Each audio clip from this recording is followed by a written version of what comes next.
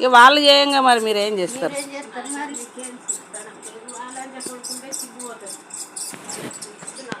ఏడవకు ఏడవకమ్మా ఏడవకు.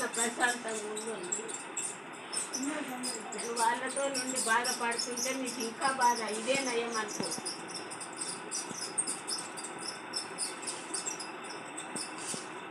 ఏడవకమ్మా ఏడవకు ఏడవకు ఏడవకు.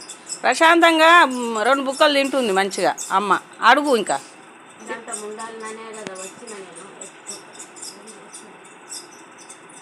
రాక్షసులు అయి తలిగినాక ఏం చేయాలి? ఒక మనసులో లేకుంటేనేమో పెద్ద కొడుకు ఫోన్ చేసి ఇట్లా ఉన్నదని చెప్పలే, ఇంకా దొరుకుతలే, గిన్ని రోజులు అయితే నేను ఎక్కలాడవారా అంటే నాకు పని ఉండే, నేను పనికి పోతాను, వరంగల్ పోతాను అని మాట్లాడుతున్నాను. తల్లి లేదా చూసుకోవాలి బాధ్యత లేదా. నేను ఆడుండంగా కోడలామె తల్లి బాగలేదంటే అది పోయింది కదా.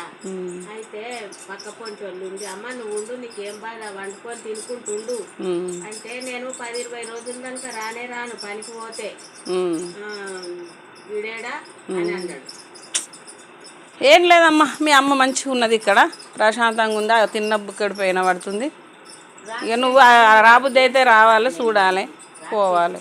పని కోత తాగుడు పండుడు గంటలు గంటలు. నాకేం సమాధానం చెప్పినట్టు, నేను ఎందుకున్నట్టాడా?